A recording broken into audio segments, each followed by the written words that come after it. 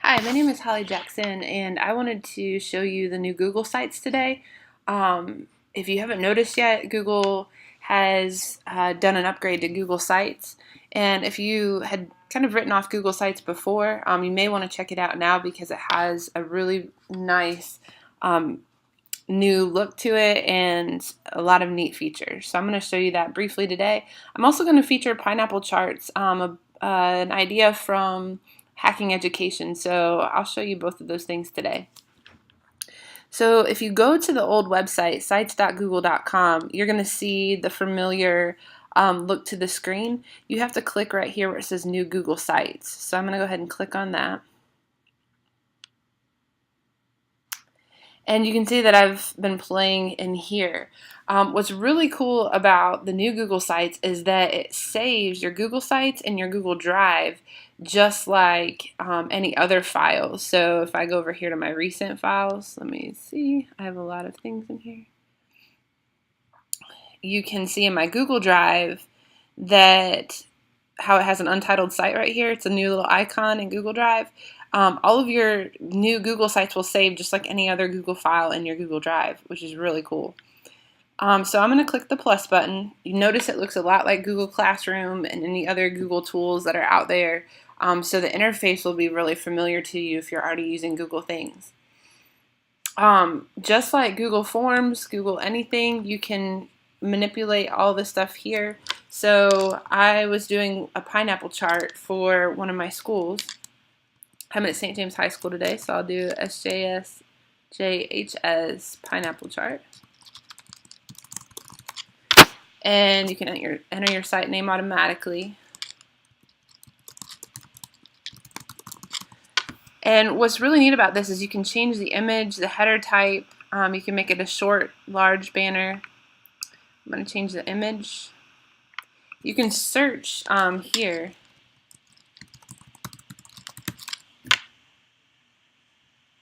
Check this out. All right, so you can change that. It automatically adjusts the readability, makes it look good. So you see how it changed that for it. It's really, really nice. So if you're already using Weebly or Wix, this might be a good alternative for you.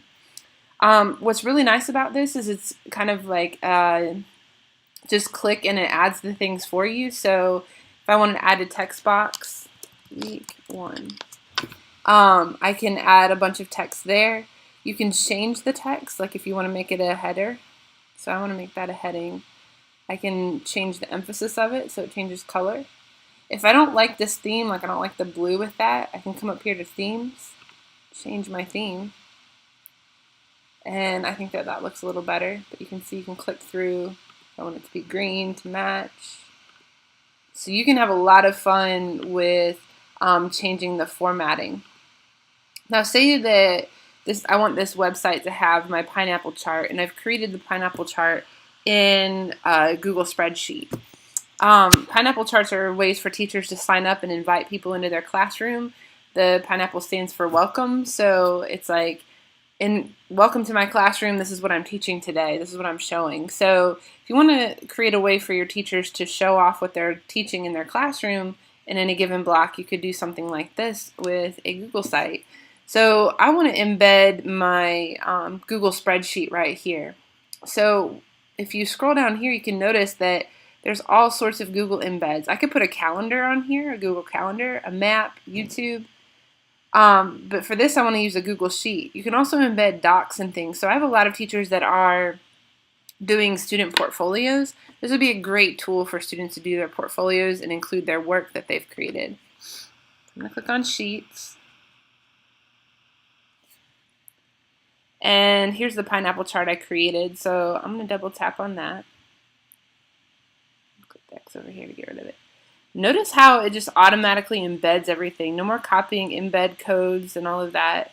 I can kind of move it around. I think I can make it bigger. Let me see. I was playing with it earlier. Yeah, I'm going to try to... There we go. I had to click on it once to make it bigger. So I can scroll and make this as big as I need it to be. You can't really change the width of it, but that's... I don't think. We'll try. So I'm going to like kind of stretch it to make it fit as much as I can. right here in the screen. All right, so here's my pineapple chart. You could play with your Google Sheet and make it fit better. You can also change like the emphasis that you have for your pineapple chart. You can put an image behind it. So if I want to put more pineapples in there, I can. Different one. So you can change the background. You can see that there's so much you can do. In an effort to keep this screencast short, I won't add too much more to it, but you can see that there's so much that you can add over here on the right-hand side. You can add pages, so if you're making a website and you want to add pages, you can do that as well. There's themes. Probably the best feature of the new Google Sites is that you can collaborate on them. So it's just like any other Google tool. Here's one that I was working on earlier, and you can see that my colleague Megan and I were working on it together. So you can see where we have been working on this and put it all together. That's probably the greatest thing about the new Google Sites. With Weebly and Wix, it was really complicated to collaborate. With this, you can collaborate, and it makes it so much easier. So to collaborate, you would just add your editors just like you would in any other Google document. You invite people, and it notifies them that they can work on it as well. If you share this link, it says it's only accessible by collaborators. So when you're all finished with your Google site, you're going to hit the Publish button. This is a little different than any of the other Google tools. You actually can name your URL. So I might name this SJHS Pineapple. And I can change the visiting rights. So I can make it to just my domain, or I can make it to anyone on the web. And I can allow my site to appear in search results if I'd like it to. If I want to keep it kind of private, I would just leave it in my domain. So I'm going to hit Publish.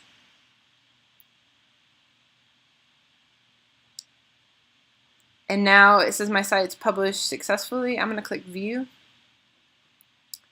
And there's my website. So that quickly I was able to create a website. And what's nice about that, it made it bigger. So this is pretty awesome. Here's the URL that I would send out if I wanted to send this to St. James High School and I wanted them to add to it. I could do that quite easily. If you have any questions about this, just contact me at Ms. Barnes, or at Ms. Jackson on Twitter. Or you can email me at hjackson@horrycountyschools.net.